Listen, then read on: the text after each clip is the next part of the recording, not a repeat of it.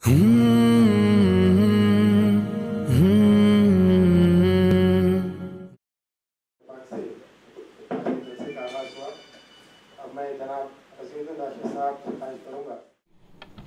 मोहम्मद ज़ियाउद्दीन नैयर साहब, सदर कुल हिंद मजलिस तामीर मिल्लत, eminent historian doctor Panduranga Reddy साहब, मोहतरम जनाब M.A. माजिद साहब, member press council of India, मोहतरम जनाब वहाजुद्दीन सिद्दीकी साहब, नायब सदर कुल हिंद मजलिस तामीर मिल्लत, मोहतरम जनाब उमर अहमद शफीक साहब, मोतमद कुल हिंद मजलिस तामीर मिल्लत, और आज के इस इजलास के कन्वीनर डॉक्टर यूसुफ हामिदी साहब, मुअज़्ज़िज़ अरबाब फ़िक्र व नज़र।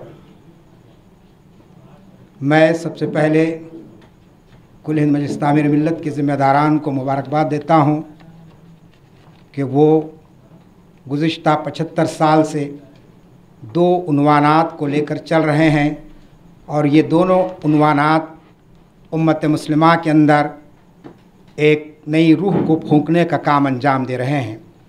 गुज़िश्ता हफ्ते मैंने तामीर मिल्लत की महफ़िल सीरत में ये बात कही कि कायद मिल्लत नवाब बहादुर यार जंग ने सरदार अंबिया ख़ातिमुन नबिय्यीन हज़रत मोहम्मद मुस्तफ़ा सल्लल्लाहु अलैहि वसल्लम के पैगाम को जिस अंदाज़ में दक्कन के इलाक़ों में फैलाया, उसके बाद इस काम को मजलिस तामीर मिल्लत अंजाम दे रही है और हर साल अज़ीमुश्शान पैमाने पर जलसे रहमतुल आलमीन मुनक़्क़िद किया जाता है। इसी तरीक़े से हर साल 17 सितंबर के आने से पहले हमको पुलिस एक्शन की जो याद आती है, वो दरअसल मजलिस तामीर मिल्लत के अखबारी ऐलानात के ज़रिए उसकी याद आती है कि फ़लाँ तारीख़ को पुलिस एक्शन पर जलसा होने वाला है। हम में से बहुत से लोग, मैं समझता हूँ कि गुज़िश्ता 25-30 साल से बिला नागा इन जलसों में शिरकत करते रहे हैं। मुझसे पेशरो मुक़र्रिरीन ने बहुत ही अहम तरीन बातें आपके सामने रखी है। इब्तिदाई गुफ्तगू में बात आ गई आपके सामने, उमर अहमद शफीक साहब ने जो बताया कि इन जलसों का मकसद क्या है। फिर उसी के साथ साथ वहाज साहब ने भी बात बता दी कि उन्वान चाहे किसी तरीक़े से बदल जाए, लेकिन बहरहाल हमारी मंजिल वही है और मकसद वही है जिसके लिए जलसे रखे जाते रहे हैं। माजिद साहब ने जो बातें बयान की वो भी हमारे लिए काबिल गौर हैं कि अगर हर मामले में अगर हम इस्तिलाहात को बदलते चले जाएंगे, टर्मिनोलॉजी को बदलते चले जाएंगे, तो फिर याद रख लीजिए कि आइडेंटिटी भी बदल जाती है। मैं शेरवानी छोड़कर धोती पहनना शुरू कर दूं तो लाजमी चीज़ है कि कुछ अरसे के बाद लोग जो मुसलमान नहीं समझेंगे। लिहाजा हमको टर्मिनोलॉजी के इस्तेमाल के साथ साथ अपनी आइडेंटिटी और अपने तशख़्ख़ुस को भी बाक़ी रखना चाहिए। और मजलिस तामीर मिल्लत की ये आइडेंटिटी है कि वो पुलिस सेक्शन के नाम पे जलसा करती है, कौमी एकजहती के नाम पे जलसा नहीं करती है। अब ये आपकी ज़िम्मेदारी है और आपके अपनी मुशावरत पे आप इसको तय करें। हम तो कोई फ़ैसला नहीं दे सकते हैं, लेकिन हम ये गुजारिश आपसे कर सकते हैं कि आपके बुज़ुर्गों ने जो उन्वान रखा वही उन्वान अगर चलता रहेगा तो आने वाली नस्लें उन सारे वाक़यात को याद रखेंगी। आइए मौजू पर मैं आपसे ये कहना चाहता हूँ कि अगर आप कौमों की तारीख़ का मुताला करेंगे तो आपको मालूम होगा कि इस कुर्रे अर्ज़ पर अल्लाह ताला मुख्तलिफ़ कौमों को उरूज ज़वाल अता करता है। उरूज की उस मंजिलों तक पहुँच जाते हैं जिसको आप औज सुरैया कहते हैं। फिर उसके बाद वो अपने करतूतों की बुनियाद पर तहतुस्सरा को पहुँच जाती हैं, ज़वाल का शिकार होकर क़िस्से पारीना बन जाती हैं।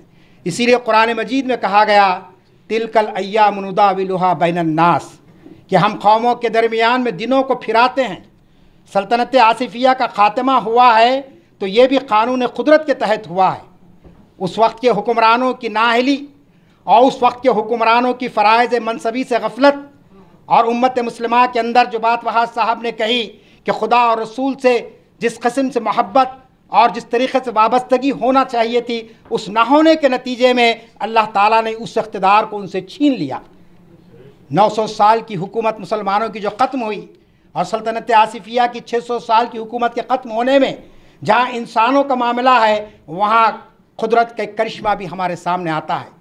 और कुदरत अल्लाह ऐलान करता है कि ज़हरल फ़साद फ़िल बर्रि बिमा कसबत ऐदियन नास, कि ज़मीन में बहर व बर में जो फ़साद आ जाता है वो इंसानों की अपनी हाथों की कमाई का नतीजा होता है, वो उनकी अपनी बर्बादियों के फ़ैसले होते हैं, उसकी बुनियाद पर यह आता है। तो लिहाजा मैं ये कहना चाहूँगा कि किसी हुकूमत के ज़वाल पर और किसी हुकूमत की कामयाबी पर और माजी को याद करते हुए ख़ास तौर पर अगर हमारी कामयाबियाँ हैं तो हम अपने सीनों को न फुला लें, और अगर नाकामी हो तो हम मायूसी के गड्ढे में न चले जाएं।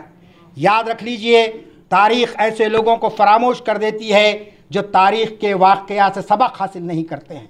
आज का ये जलसा जहाँ माजी की यादों को ताज़ा करने का है, वहीं अपने हाल की तामीर करते हुए अपनी आने वाली नस्लों के मुस्तक़बिल को ताबनाक बनाना है।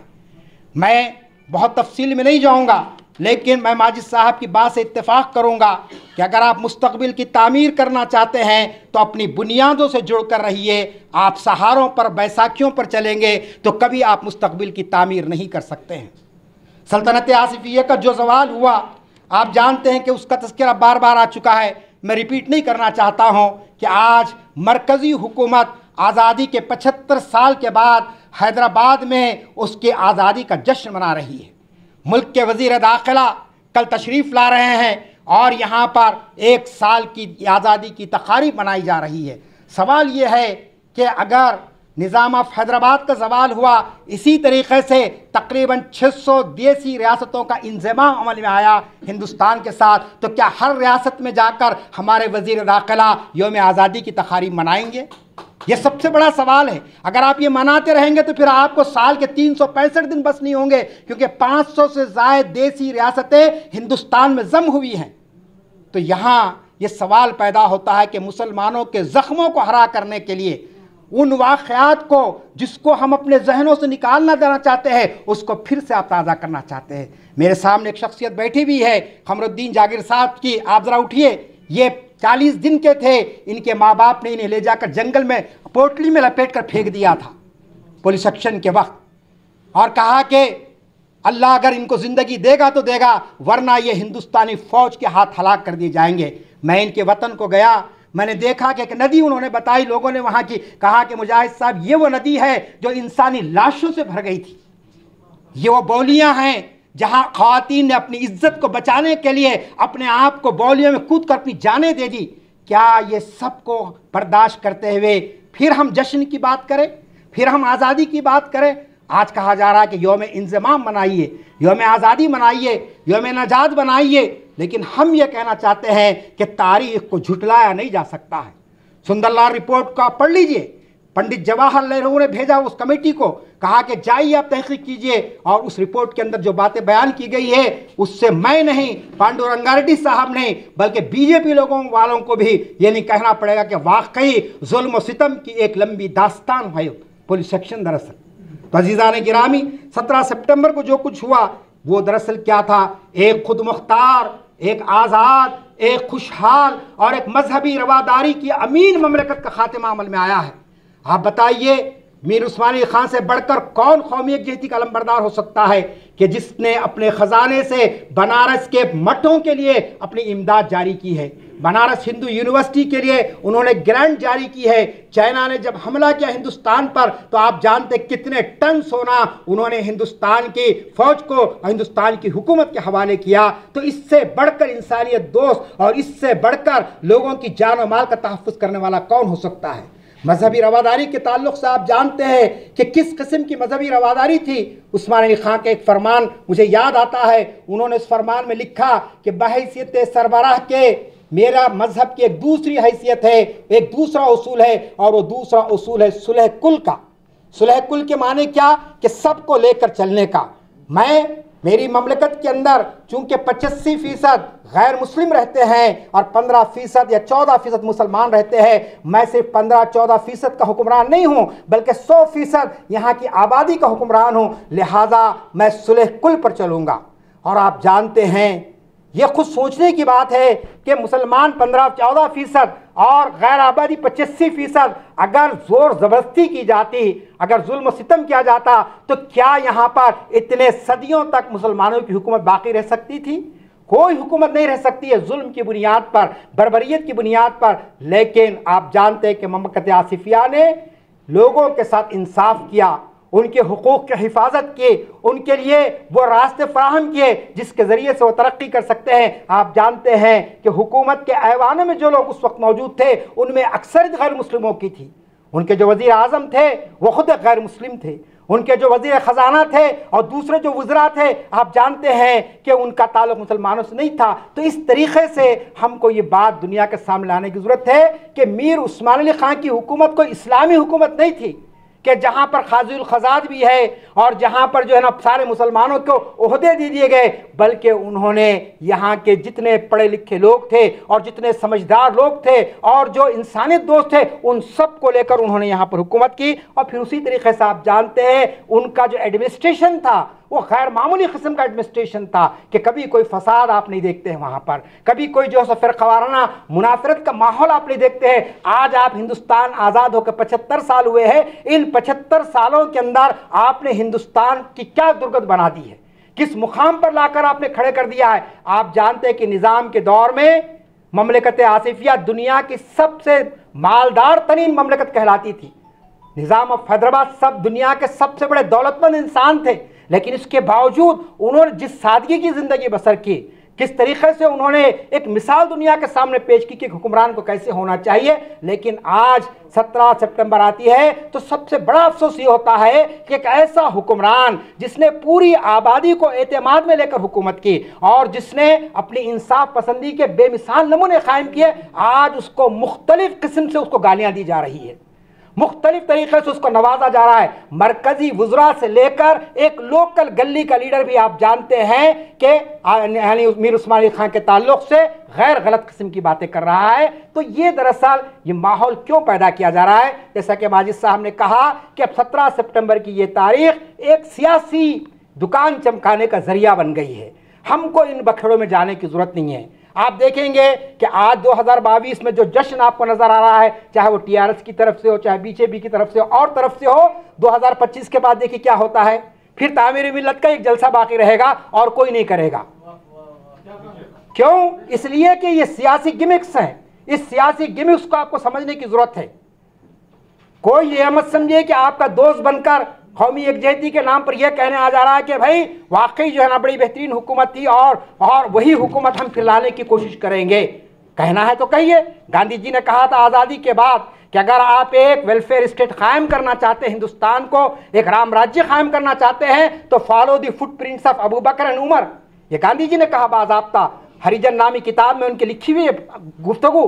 तो आप बताइए, आज आप कहिए ये बात कि हम वो हुकूमत लाना चाहते हैं, वो निज़ाम कायम करना चाहते हैं जहाँ पर सारे लोग इत्मीनान और सुकून की ज़िंदगी बसर करें। तो अज़ीज़ान गिरामी, मैं आपसे इस मौके पर यही कहना चाहता हूँ कि कौमी यकजहती मनाना चाहिए और सल्तनत आसिफिया में जो कौमी यकजहती थी उससे बढ़कर कौमी यकजहती के मनाजिर आज हमको हिंदुस्तान में कहीं पर भी नज़र नहीं आ रहे।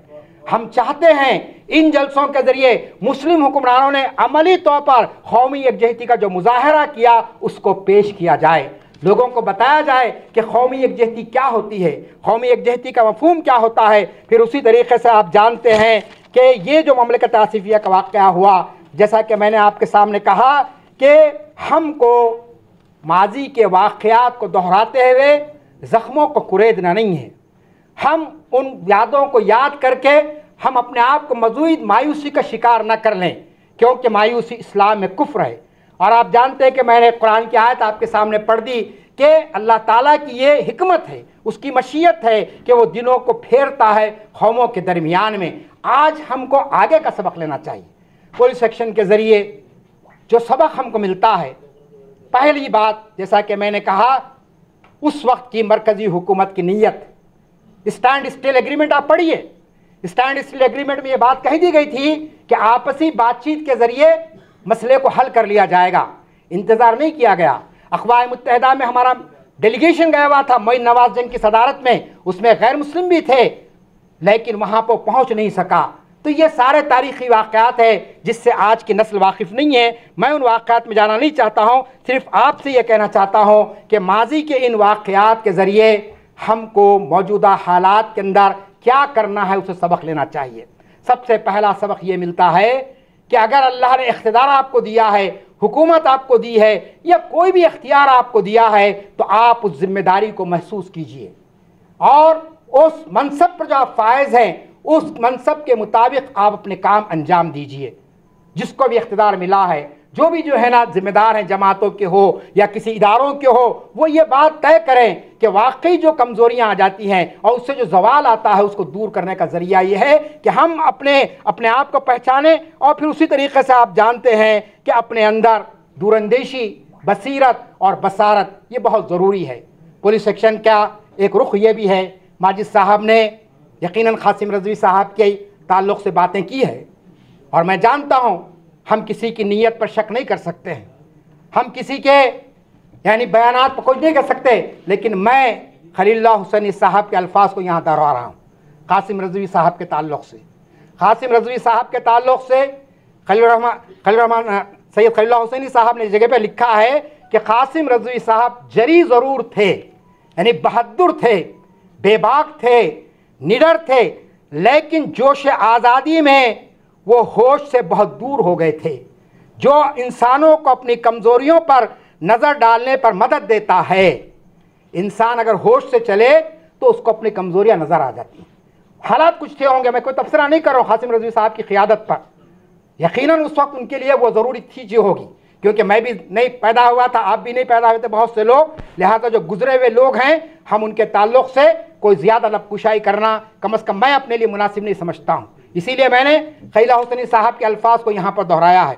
आगे उन्होंने जो बात लिखी है कि इसी जोश का नतीजा हुआ जो हमारे सामने आया, वो ये कि आप देखते हैं कि उस दौर की क़ियादत ये नारे लगा रही थी कि लाल किले पर आसफ़ी परचम लहराएगा, और दावा किया जा रहा था वो दिन दूर नहीं जब खलीज बंगाल की लहरें हुजूर निज़ाम की पाँव चूमेंगी। अब आप गौर फरमाइए जोश की इंतहा क्या थी। हिंदुस्तानी फ़ौज के दबाव में आ गए थे, आप बड़े इत्मीनान से थे। हैदराबादी, एक हैदराबादी का भी कत्ल नहीं हुआ है, याद रख लीजिए।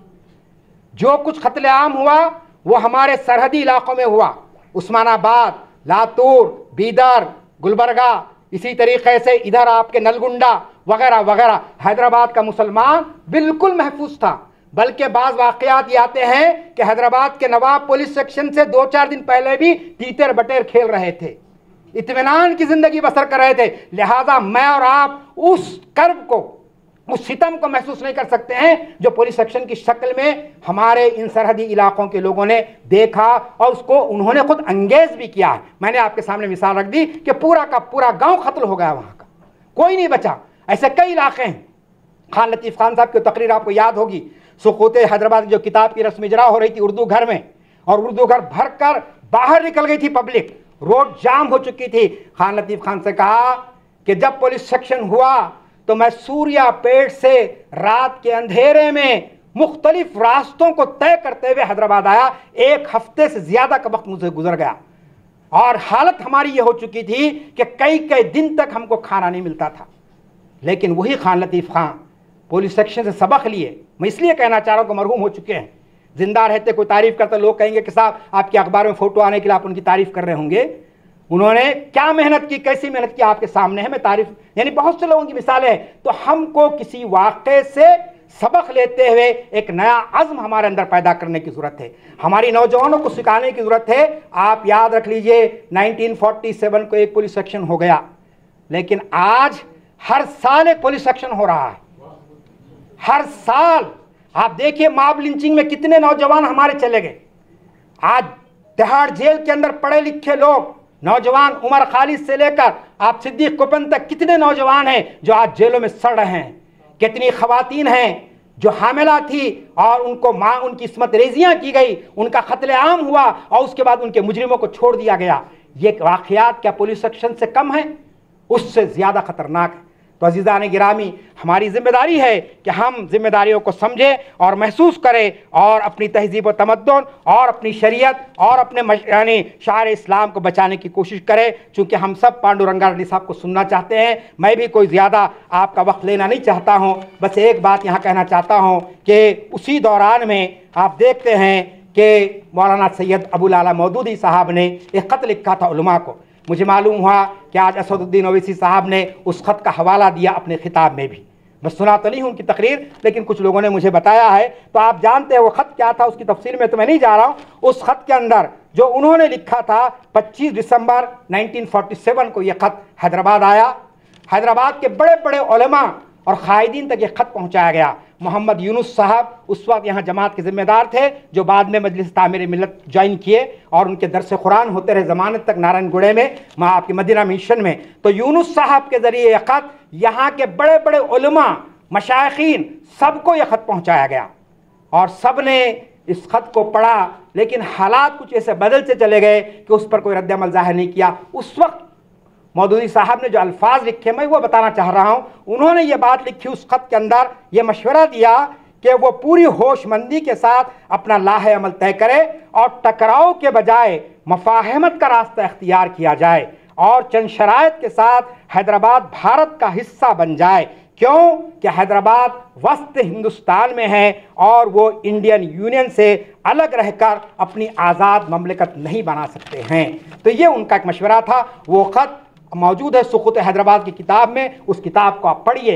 हमने पढ़ना छोड़ दिया, सिर्फ तकरीरें सुनने के आदी हो गए। लिहाजा जब तक कि आप पढ़ेंगे नहीं, आपके सामने हक़ाइक़ नहीं आएंगे। लिहाजा पढ़िए, तहक़ीक़ कीजिए और सही बातों को लोगों तक पहुँचाइए। और मैं भी बहरहाल इस पुरुमीद हूँ कि TRS हुकूमत ने यौम क़ौमी यकजहती की बात की है, कौमी यगानगत की बात की है, और हम भी ये चाहते हैं कि पुराने ज़ख्मों को, पुराने क़िस्सों को न छेड़ा जाए। लेकिन आने वाले दिनों में आप ऐसे क़िस्सों को उभारने की कोशिश करेंगे तो लाजमी चीज़ है कि पुलिस एक्शन का यह दर्स मुसलमानों का एक एक बच्चा याद रखेगा। आखिर में यही मैं कहते हुए अपनी गुफ्तगू ख़त्म करता हूँ। जो एक शायर ने कहा, ये जब्र भी देखा है तारीख़ के लम्हों ने, ये जब्र भी देखा है तारीख़ की आँखों ने, लम्हों ने ख़ता की थी, सदियों ने सज़ा पाई। मैं फिर एक बार तामीर मिल्लत के तमाम ज़िम्मेदारान का शुक्रगुज़ार हूँ कि उन्होंने एक मौका मुझे दिया और कुछ तल्ख़ बातें और कुछ अच्छी बातें मैंने यहाँ पर बयान की। अगर किसी को मेरी बातों से कोई तकलीफ़ हुई है तो मैं माज़रत ख़्वाह हूँ।